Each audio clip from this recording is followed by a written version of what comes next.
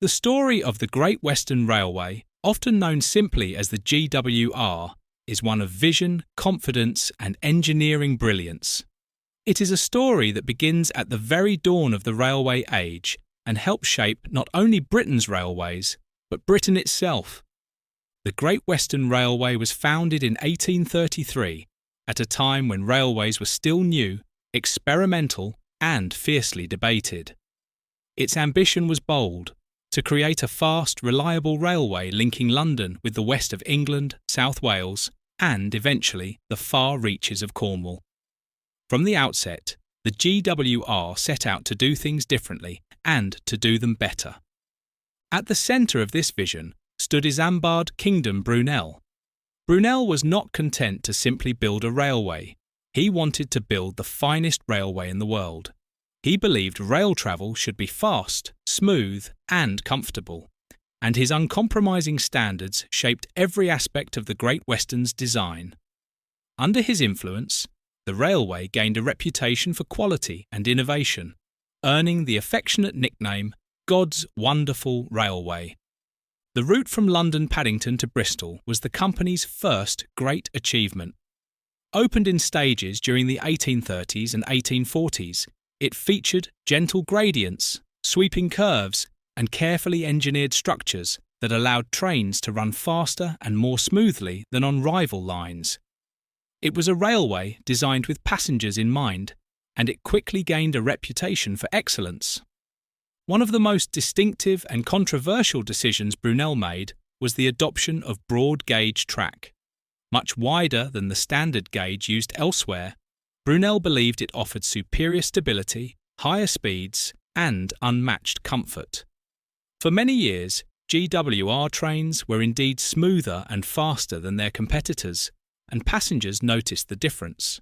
However, as Britain's railway network expanded, the broad gauge became a disadvantage.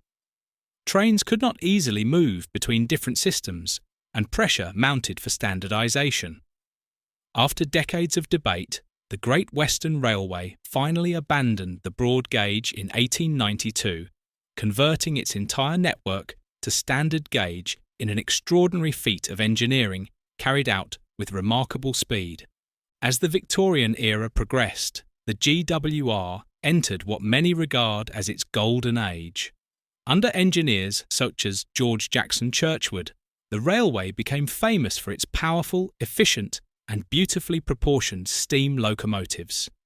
Designs such as the Star, Castle, and King classes came to symbolise prestige, speed, and mechanical excellence, and helped cement the GWR's reputation as one of the finest railways in the world. But the Great Western Railway was more than just locomotives and track.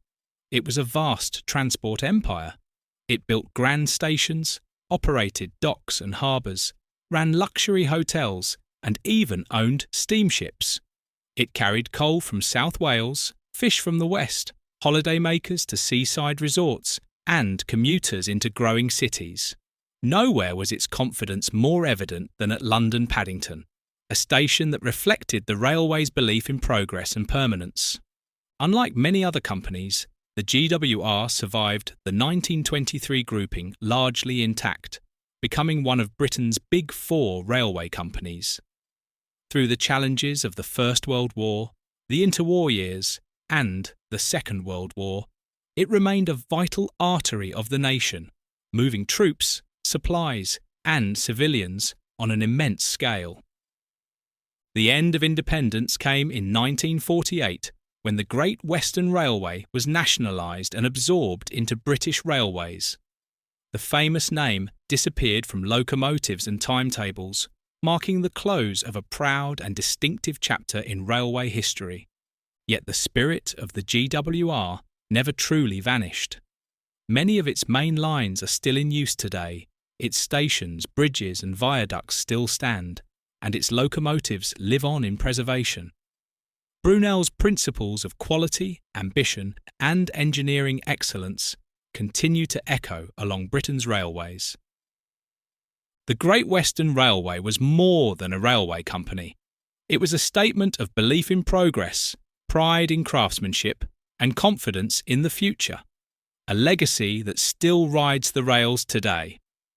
And if you've enjoyed this journey through the history of the Great Western Railway, please like the video, share it with fellow railway enthusiasts, and subscribe to the channel for more stories from Britain's railway past. Be sure to watch more videos on the channel covering iconic locomotives, lost stations, and the golden age of railways. There's plenty more waiting down the line.